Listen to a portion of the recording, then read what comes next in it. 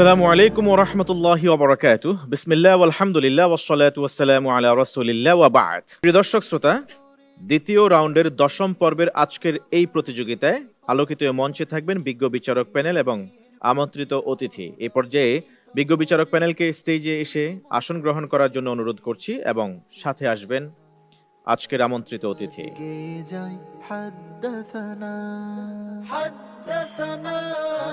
দুজন প্রতিযোগী বিজ্ঞ বিচারক ত্রয় এবং আমন্ত্রিত অতিথি ইতিমধ্যে আসন গ্রহণ করেছেন।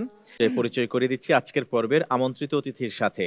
আমন্ত্রিত অতিথি আব্দুল্লাহ আল নোমান, ইসলামী বিশ্ববিদ্যালয় কুষ্টিয়ার ছাত্র এবং হাদ্দাসানা সিজন 1 এর অন্যতম শক্ত প্রতিভা।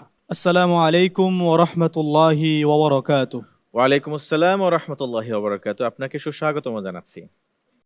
অতিথি পরিচয় পর্ব শেষে এই পর্যায়ে শুরু করব আজকের প্রথম সেগমেন্ট, হুজ্জিয়াতুল হাদিস। আমরা যাব আমাদের আমন্ত্রিত অতিথির কাছে। সিজন 1-এ আপনিও তো দুর্দান্ত পারফর্ম করেছিলেন, চমৎকার আপনি জবাব দিয়েছিলেন আমাদের যতটুকু মনে পড়ে। এবারে এই আয়োজন দেখে আপনার কেমন লাগছে বা আপনার অনুভূতি কি? ধন্যবাদ আপনাকে।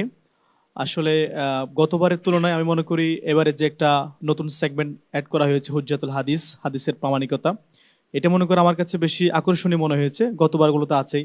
একে তো হাদ্দাসানা দেশের প্রথম ইলমে হাদিস বিষয়ক রিয়েলিটি শো, তারপরে হাদিসের প্রামাণিকতা বিষয়ে যে আমাদের দৈনন্দিন বিষয়ে কিছু বিষয় যেগুলো আসলে কোরআন থেকে আমরা যেগুলার ইঙ্গিত পাই, কিন্তু পূর্ণভাবে যদি আমল করতে চাই তাহলে অবশ্যই আমাদেরকে হাদিসের দিকে আসতে হবে।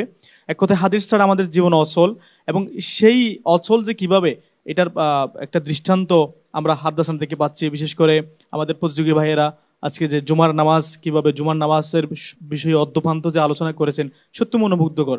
আর বিষয় হচ্ছে আলহামদুলিল্লাহ আমাদের প্রতিযোগী ভাইয়ারাও খুব চমৎকার সুন্দরভাবে ওনাদের প্রশ্নের উত্তর দিচ্ছে। তো সুতরাং ধন্যবাদ জানাই এবং হাদ্দাসানা কর্তৃপক্ষকে অসংখ্য ধন্যবাদ জানাই। ধন্যবাদ আপনাকেও। চমৎকার এই আয়োজনে আপনাকে আমরা ডেকেছি, আপনি এসছেন, সময় দিয়েছেন, জাযাকাল্লাহ খাইর, এবং উচ্চাশা ব্যক্ত করেছেন।